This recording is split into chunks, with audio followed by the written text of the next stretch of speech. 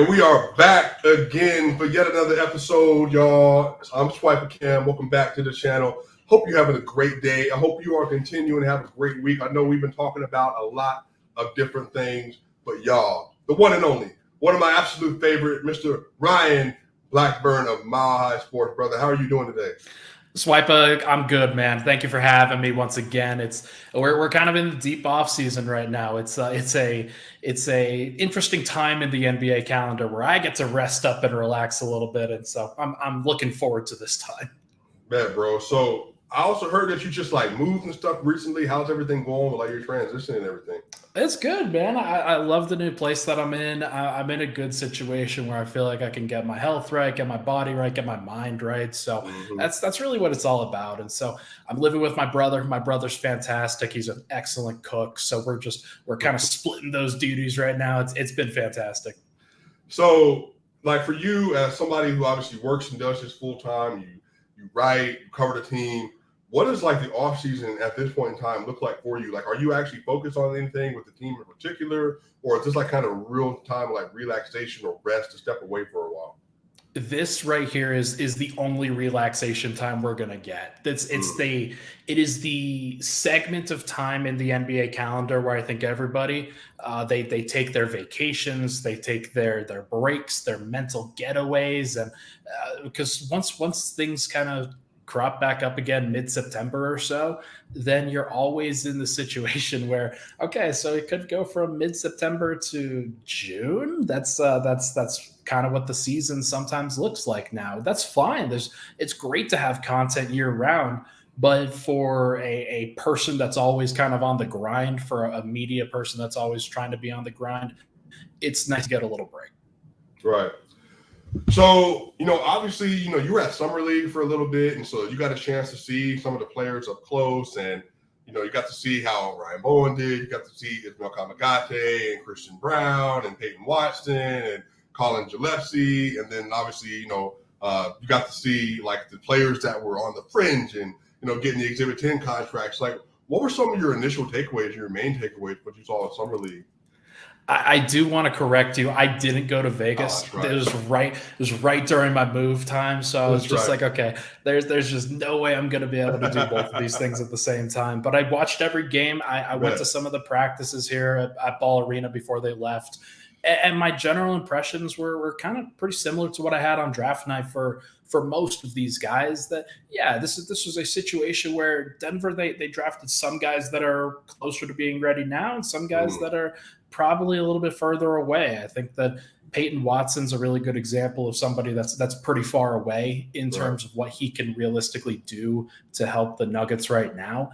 But Christian Brown, some of the things that he really did well and what he showcased at Summer League, defensively, transition play, good cutting, good feel. He actually averaged a lot of assists at Summer League too. Like, it feels like he can contribute pretty soon. So I'm looking forward to it based off of what I saw. Everybody seems very competitive, mostly defensive minded. So that's what you want to see for the new blood coming into the Nuggets organization. Right. Yeah, I apologize for getting the mix up there with you being in Summer League. That's right. You were moving and everything else. I think the thing that I am looking to see from the rest of like the team, especially the youngin, if they can just like slide in and do the job that they're supposed to. And I think that like one of the things that I saw from Christian Brown was that even though he wasn't hitting his shots, is that he was playing very good defense. He was locked in. He was one of those players that didn't need a ball in order to be effective. And so I really want to like continue to see how he elevates. So for me, Ryan, like shooting for young players is such like something, it's like on such a varying scale. Like you don't really know how good somebody is at shooting the ball in Summer League. So I do think that like you give him an opportunity in the preseason, maybe in the early season, get like used to playing in the Nuggets system, get used to playing with Murray and Porter and Joker and Bones and everybody else. I think you're going to obviously have the easiest shots he's ever seen. So I'm not as concerned about his shooting as some other people. Do you have any real takeaway from that?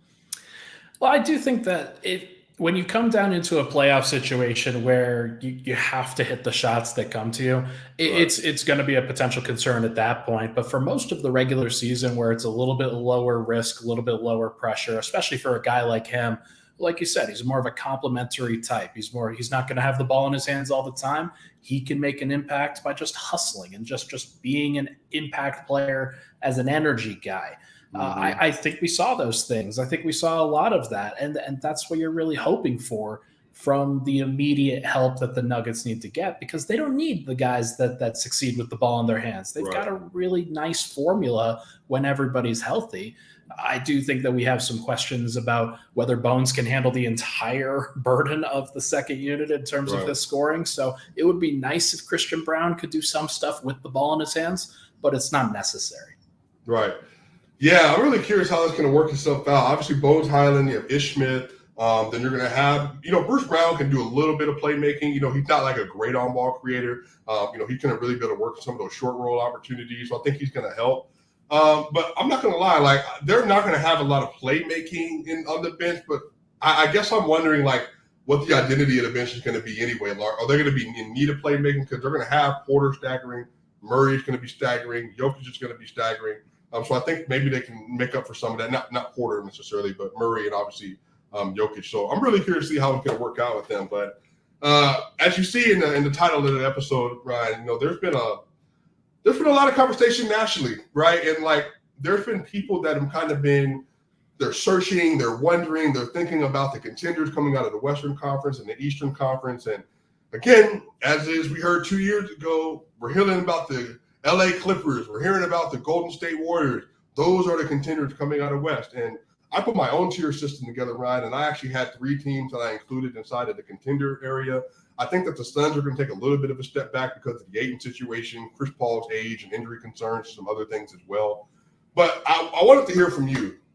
When you think about the Denver Nuggets and where they are right now, the additions they made in the offseason, the subtractions from the roster, the talent they have, the health concerns, all this other stuff, do you think that there's a legitimate chance for the Denver Nuggets to win an NBA championship this upcoming season? Yeah, I think that there's no question, actually, that this team, when you just stack up talent, when you stack up the amount of creation, the amount of scoring and playmaking, and some of the pieces that Denver added in terms of their defense, Denver has the requisite pieces necessary to compete for a championship. I don't think that there's any question on that front. There are some kind of extenuating circumstances with Murray and Porter and trying to figure out, okay, how good are these guys going to be? Is Murray going to get back to all-star level? Is MPJ going to get back to borderline all-star level, kind of where he was finishing the season in 2021? I do think that there are some legitimate questions there that the Nuggets will need to answer. I think they're going to answer it, but like a lot of these other teams, they are not infallible. The Clippers, we have seen them combust on multiple occasions. We've seen the Warriors. Sometimes their offense kind of shuts down a little bit, especially when Steph Curry gets off the floor. And with the Suns, we saw them combust. That was pretty clear. So I do think that Denver, like all of these other top-tier contenders, they have their own question marks, but it's not necessarily preventing them from winning a title. Right. And Ryan, I try to, as best as I can to evaluate the Nuggets on a fair level compared to the rest of the Western Conference. But it seems that the national media and really the people that are having conversations about the Nuggets, I think everybody kind of has the health concern thing, built into that. But I also feel like the Clippers also have health concerns as well. Do they not? I mean, Kawhi coming off an ACL injury. Paul George had shoulder surgery. Like, he only played 32 games last year. But it's just the way that it seems that the Nuggets are looked at. Murray obviously hasn't been a part of the playoff rotation since the bubble. Porter, greatly talented player. There's this idea that defensively he doesn't add anything to the team. And I think some of this, too, if I'm being honest with you, Ryan, I don't think people are as high on even Jokic's on-court play to think he can elevate the team in some ways.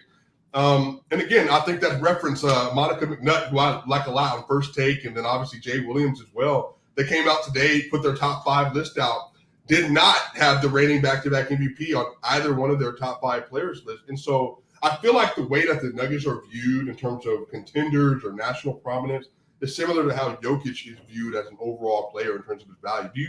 Do you feel like there's any connectivity there? Like people might just be sleeping on the Nuggets because they don't maybe think Jokic is that kind of player? Well, Denver's kind of they're that prototypical team to fly under the radar right now because of the way that they finished each of these last 2 years. Sure, they have Nikola Jokic, but he himself is kind of a sleeper superstar, if you will, where a lot of these guys, they will have the flash, they'll have the sizzle with their game, and Jokic just isn't like that. And he doesn't physically dominate you to the degree that I think a lot of these other guys do.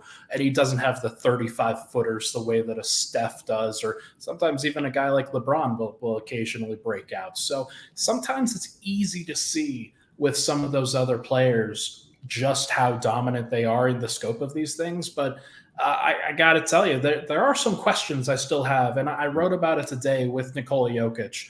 And I do think that despite the fact that he's a back-to-back MVP, despite the fact that he shouldn't have any questions remaining, he just signed the largest contract in NBA history.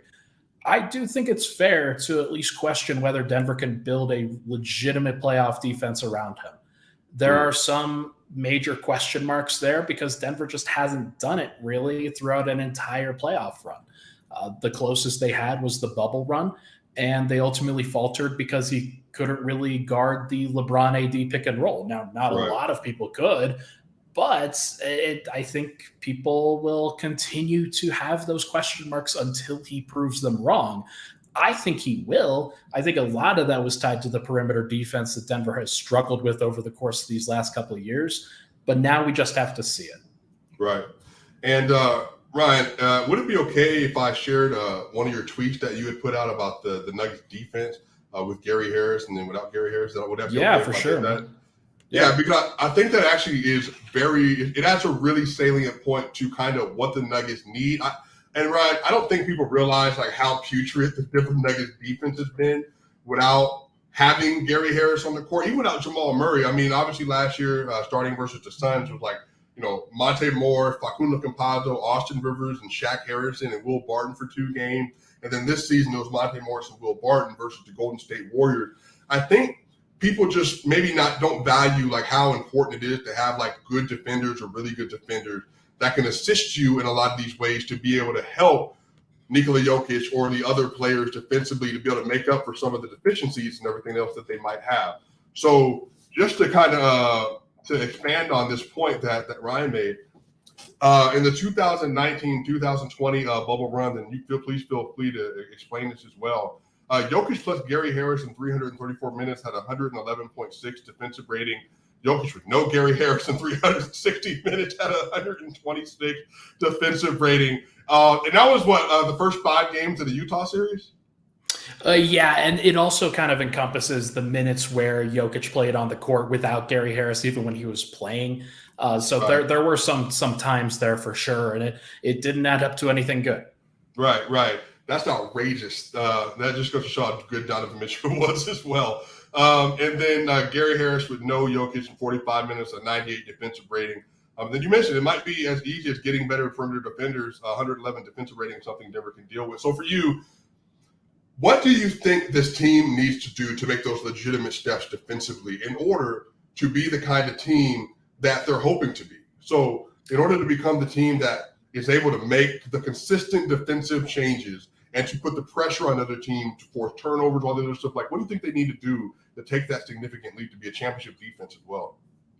Well, first of all, I think that they're well on their way. That should be the first thing that we acknowledge here, that with the additions of KCP, Bruce Brown, even Christian Brown and Peyton Watson, that kind of down the pipeline, Denver is on their way to building a healthier, more consistent perimeter defensive attack, and that is going to help assist all of Denver's kind of star talent, including Nikola Jokic.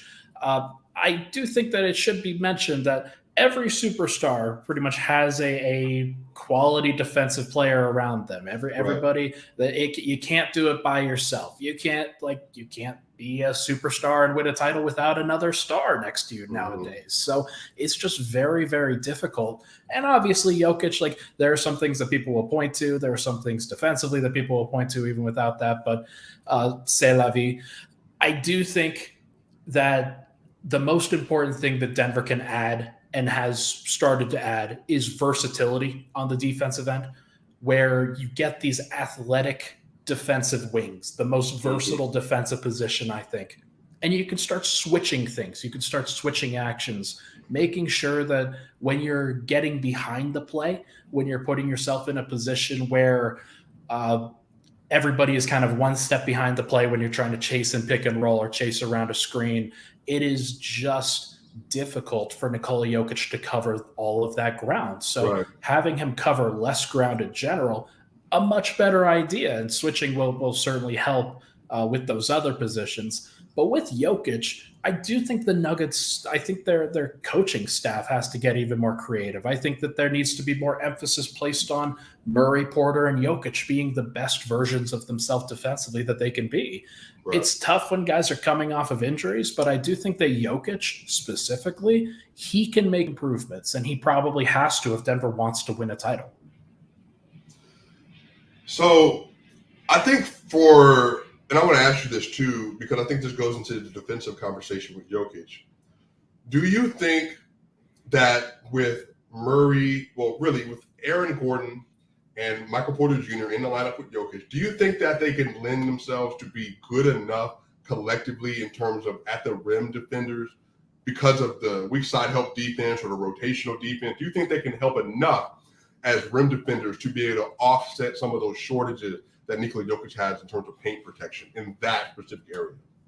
I think it's probably 50-50, honestly. I think what we've seen from Aaron Gordon over the course of these past year and change or so is that he spent a lot of time on perimeter defenders. Now, KCP, that's one of the reasons that they picked him up. It's one of the reasons why having a good defender at the 2 and to a certain extent with Jamal Murray at the 1 is so important so that Aaron Gordon doesn't have to defend those guys. Sometimes you can put Aaron Gordon in position where he can help at the rim.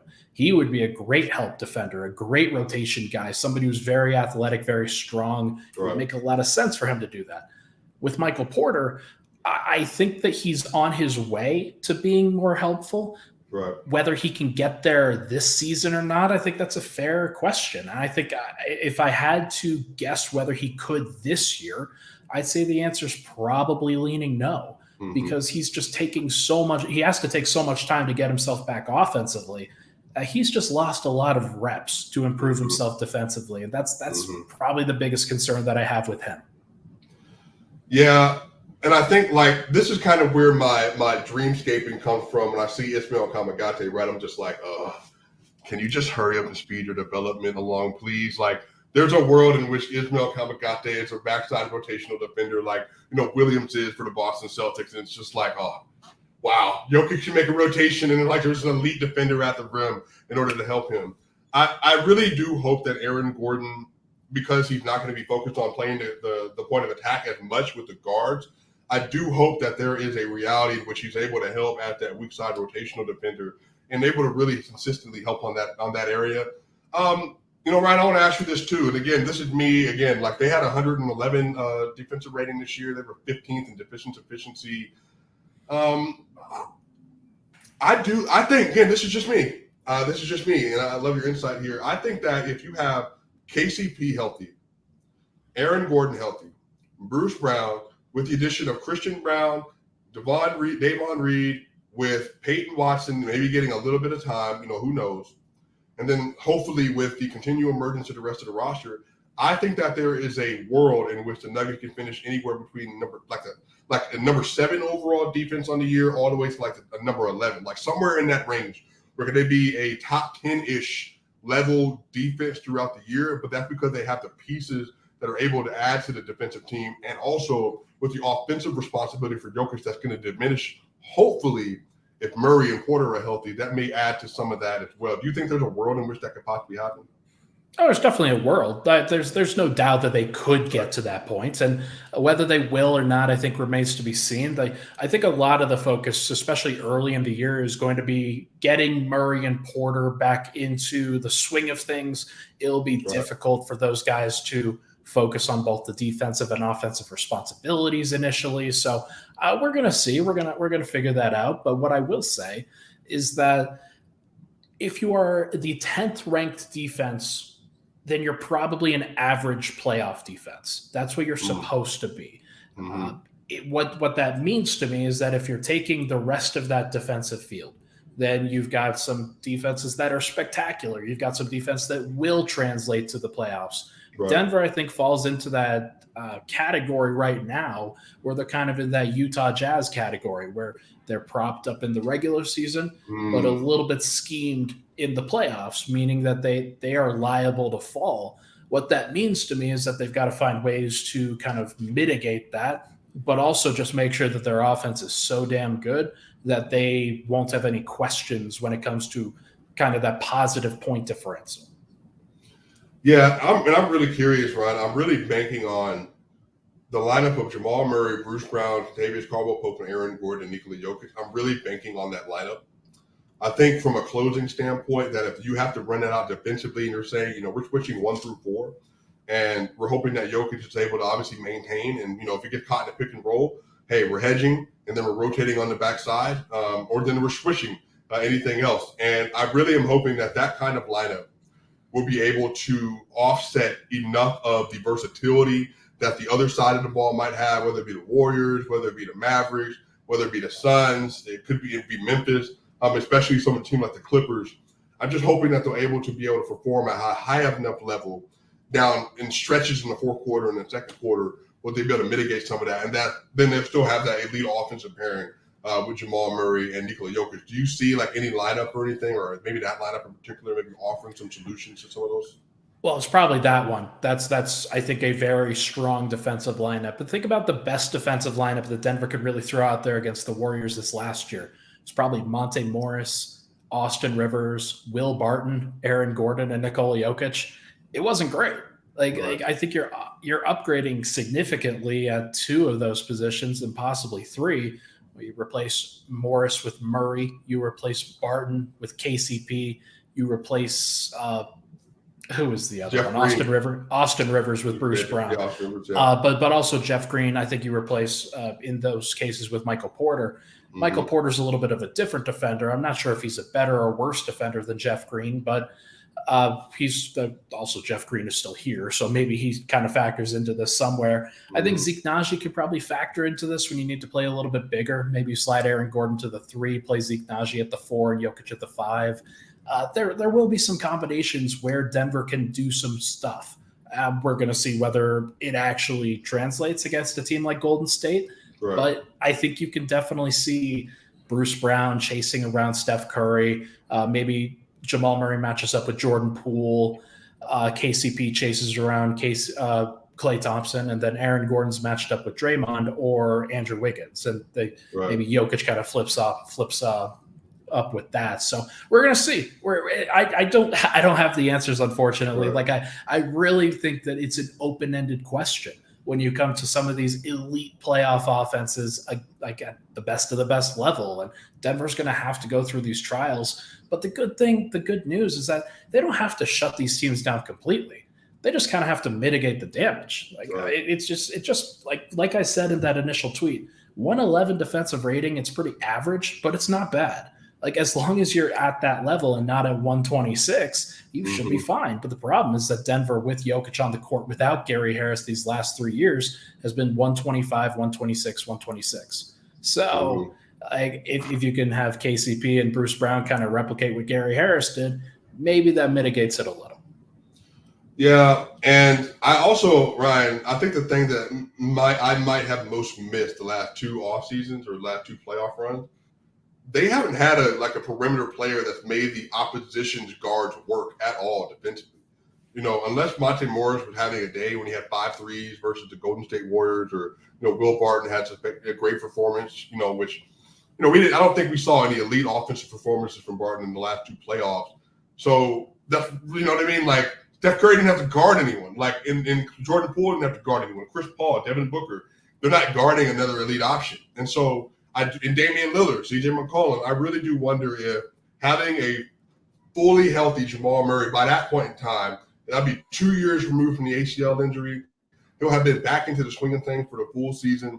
By the time the playoffs start, if they're a top 3 seed, which I'm predicting they will, which I want to follow up with after this, I just think that Jamal Murray is going to force you to have to, whatever you're doing offensively, you're going to have to deal with on the other side of the court Jamal Murray on a switch or something like that. And that way you're not just able to be like, all right, Steph Curry just running around on offense, he's hitting shot. All right, back. Let me go back here and guard Austin Rivers. I just feel like that's going to add some variance maybe to what the Nuggets are going to be able to do in a playoff format. And that's the hope, right? Like, I think if you are Denver, I think one of the things that you're hoping for with Bruce Brown, with KCP specifically, is that they can make those opposing defenses work a little bit more too. Like Bruce Brown specifically, he seems like a guy that Steph Curry would guard in those situations in that particular lineup. But what happens when Jokic gets a screen set by Bruce Brown?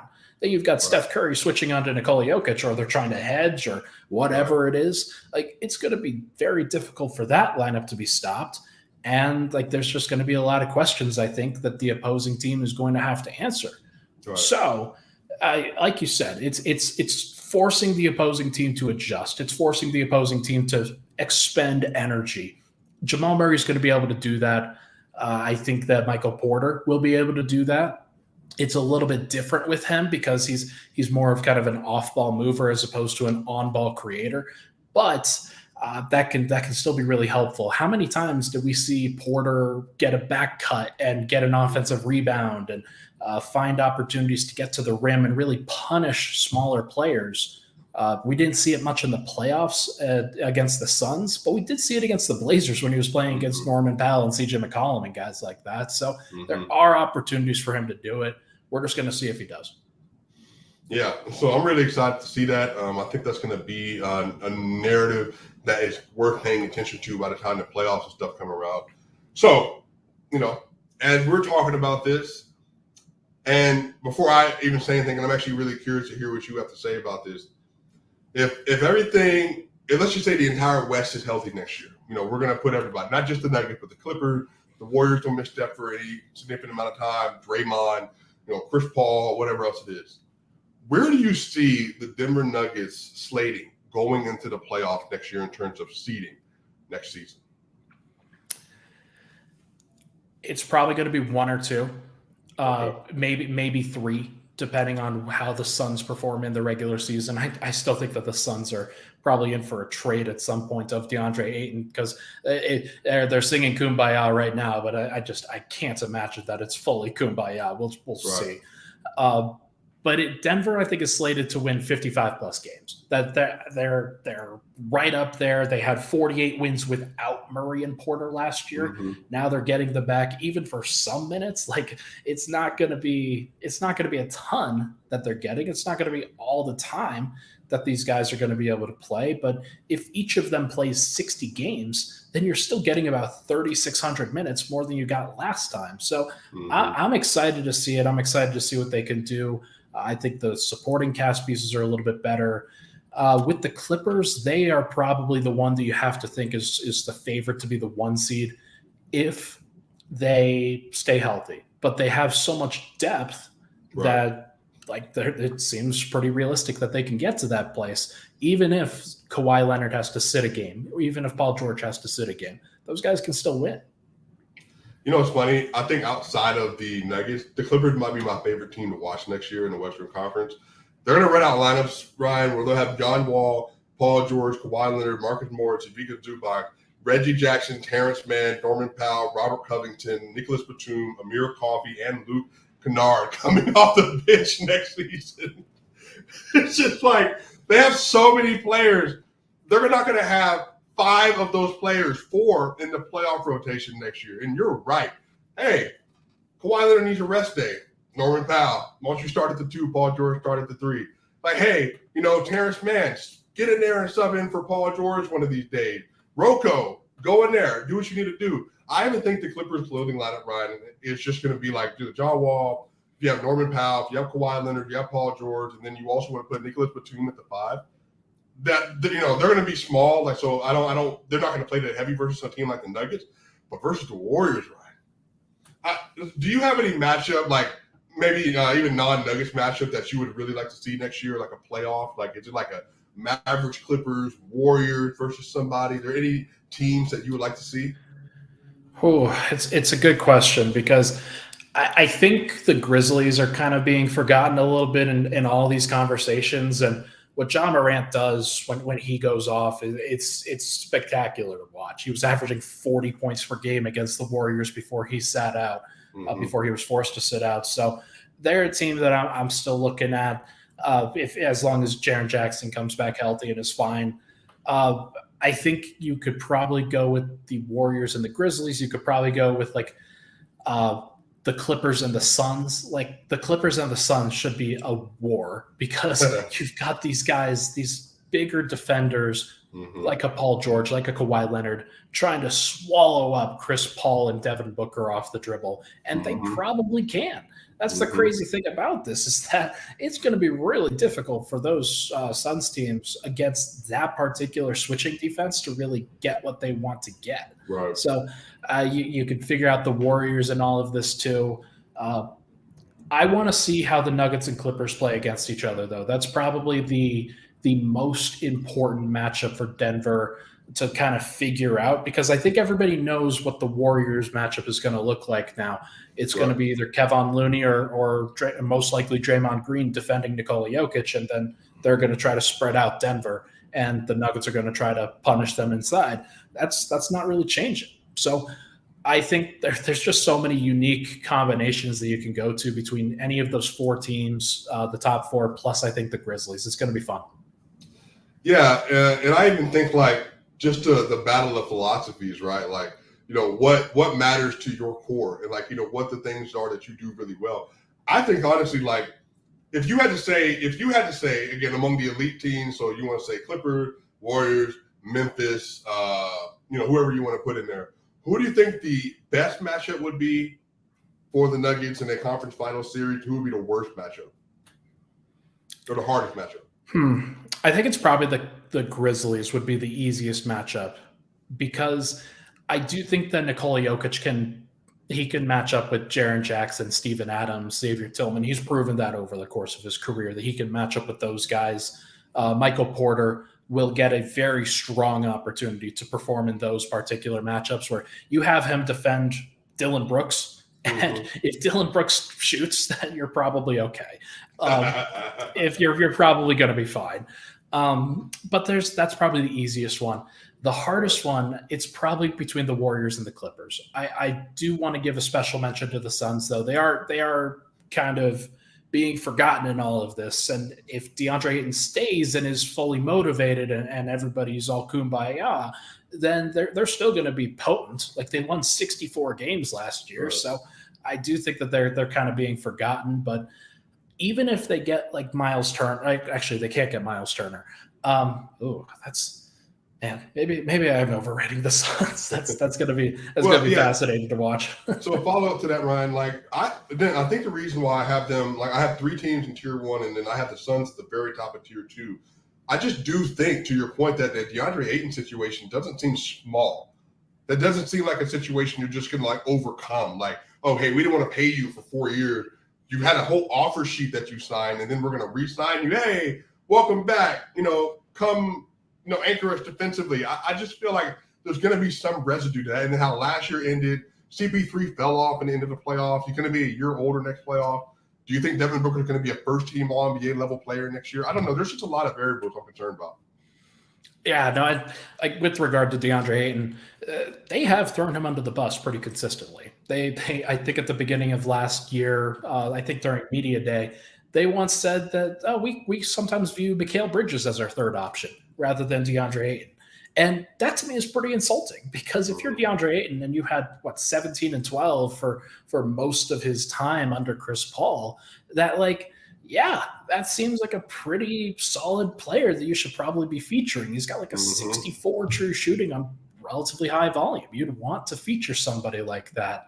And yet every time he kind of tries to go outside the box, every time he tries to push his boundaries a little bit, like any first overall pick would probably want to do, it seems like they keep trying to rope him back in and make things really difficult on themselves. So we're going to see. Like, I don't know whether Chris Paul is cursed. I don't know whether Devin Booker just isn't as good as everybody seems to think he is.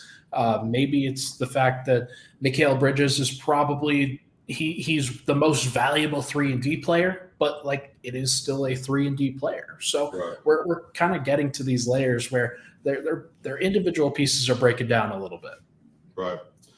So with that, Ryan, the question of the day: if you saw the Denver Nuggets being a contender next year, they win 55 plus games.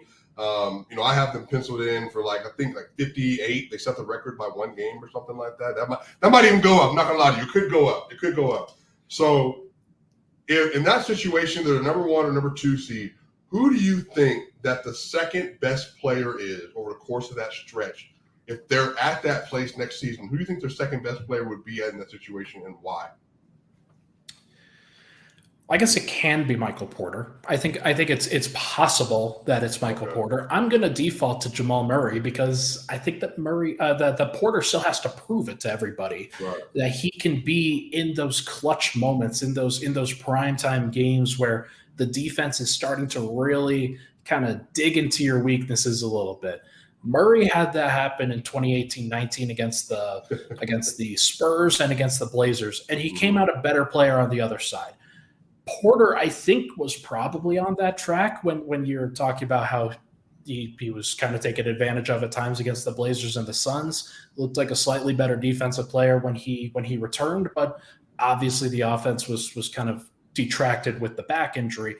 I don't know what he's going to look like. I actually have a much better impression of what Murray is going to look like because I know what it takes to come back from an ACL based off of all of this. We have so many examples of these players coming back, and I just don't know how to evaluate Porter, whether he can be one of Denver's focal points, because there's a very strong possibility that he breaks down. And if he does break down, then Denver's kind of left without a rudder in some ways because they've been gearing up to play a certain way, and now they have to go back to playing a different way. So I think most likely is that it kind of stays status quo. Jokic is the top guy. Murray is the second option. Porter's the third option, who, if he plays like a second option at times, that's fine. That actually makes you a better team. Yeah, I think it's probably going to be Murray just because of the playmaking and the on-ball creation. I mean, Brian, I just can't say it enough. We just haven't had that over the last 2 playoff runs. The idea that you can consistently break down a defender and get into the paint and then kick out or get to the basket. Oh, hey, 48 games, 2020, 2021, Jamal Murray shot 80% at the rim. I think that's useful. I think that's very useful to have a point guard that can do that, right? Bones Highland, second-year elite. I think he can also be one of those kind of players. So I really do think that it has a chance to be Jamal. But I think the thing with Porter is, and again, you push back on me because Ryan, this is what I found out. You are in many ways, my conscience in some ways, right? When I find myself straggling off too far in the sea, where I'm just going a little bit too far into Denver Nuggets hopes and lore, Ryan's there to say, let's pull it back in, Cam. Let's get back to reality a little bit. I think that Michael Porter Jr. is a more natural offensive player in some ways, meaning a scorer at the very least than Jamal Murray is. He just doesn't have the same ability yet to execute it on a skill level. But I think if Porter's able to tap into that consistently, we saw last year versus the Phoenix Suns, when he came back that first game, I mean, Ryan, I was like, wait a minute, who is this? Are these passes? What is this pocket pass? Pump fake, Jokic, cutter, he's diving to the basket. Porter, what are you doing? He was doing bounce passes to Aaron Gordon. I'm like, hey! Somebody's been working on their game in the offseason. So I think Porter has it. I just don't know if he has the time, right? Am I tripping to say that Porter is more of a naturally great offensive player, but he just doesn't have the same level of skill yet to be able in time to work on that game? I think natural is probably the wrong word. I think it just comes easier. What Murray has to do at 6'4", 6'5", where he doesn't have this elite athleticism, but he has to make sure to get off his shot, to get off his passes as efficiently and effectively as he possibly can. So he goes to the footwork and he goes to the moves, and he's probably he's close to the best in the NBA at generating that solid footwork and making sure to get off a very efficient shot every single time.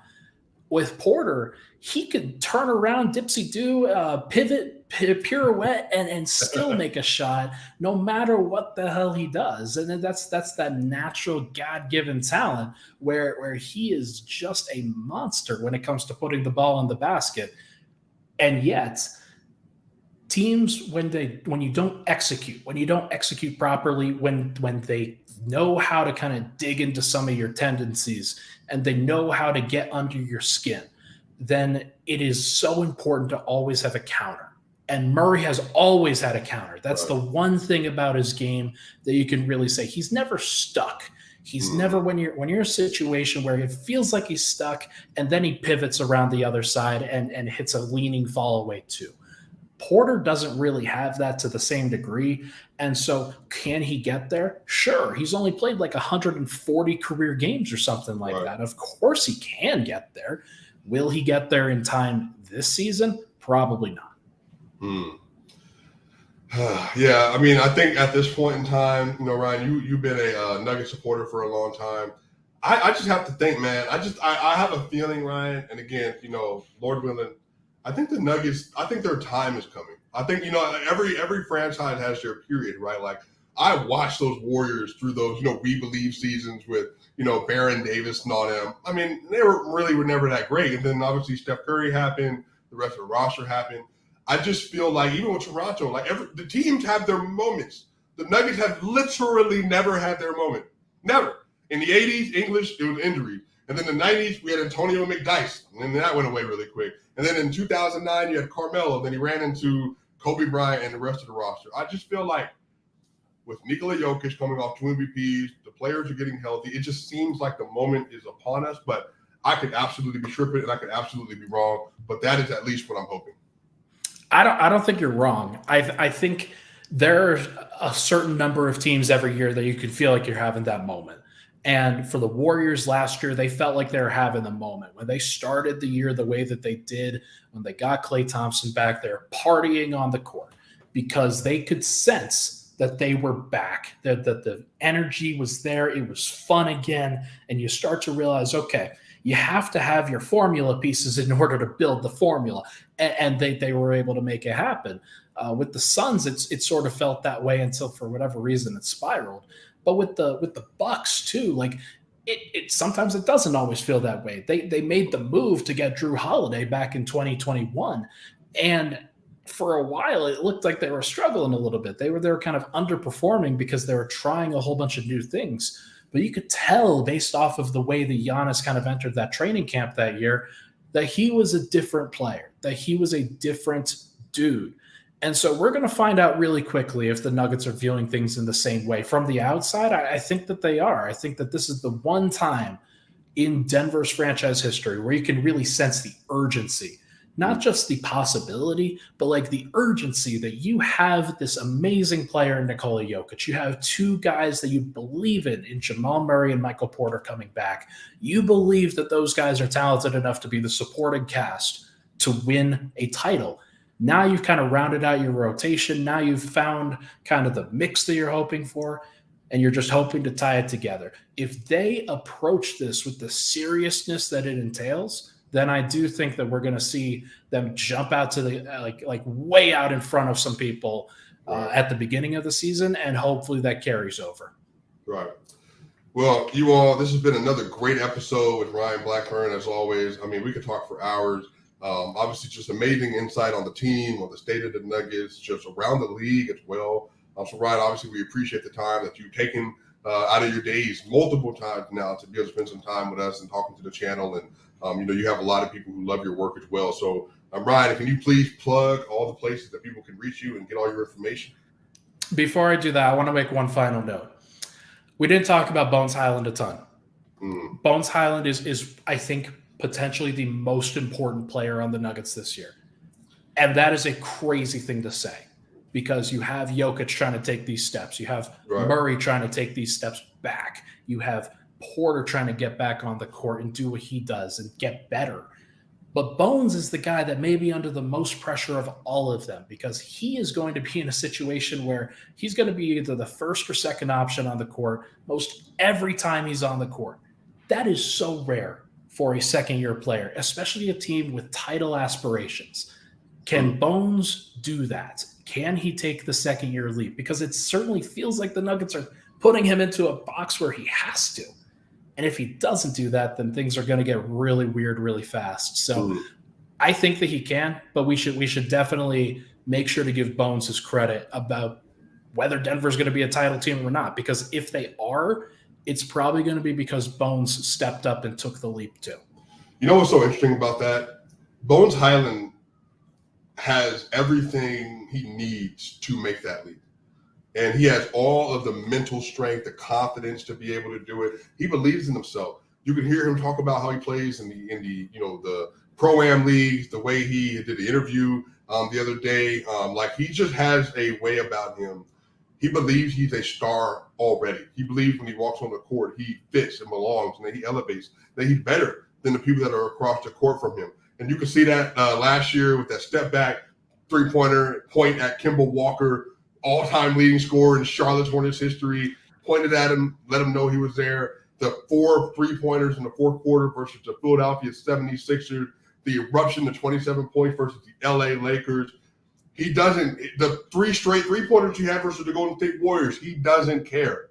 And I do think, to your point, Ryan, there's a very real world in which Bones Highland takes that kind of step. And, again, maybe he becomes the Nuggets. Again, he's the most important player. There's a real chance maybe he becomes their 4th best player next year. Like, there's a possibility there. So I like that take a lot. So we'll see. My apologies for kind of derailing the end of this, but I just think it's so important that he is a very big pivot point. There are so many big pivot points that Denver has to hit on this year in order to win a title, just like every team has to hit in order to win a title. So it's a very important one. I forgot about that Kemba Walker play. That was so disrespectful. That man pointed right at him and said, "Oh my God, Bones, what are you doing?" And then remember preseason, he gave D'Angelo Russell in preseason on the bench his own salute. Hadn't even scored a point in the NBA yet. I'll tell you, man, Bones is different. Ryan, you're great. You're excellent. I appreciate you, brother. Please give us all your information so we know where to follow you at. Of course, man. You guys can follow me on Twitter at NBA Blackburn. I do work over at Mile High Sports. I just had my article today about Nikola Jokic needing to step up defensively, which I think it's once again, it's very important.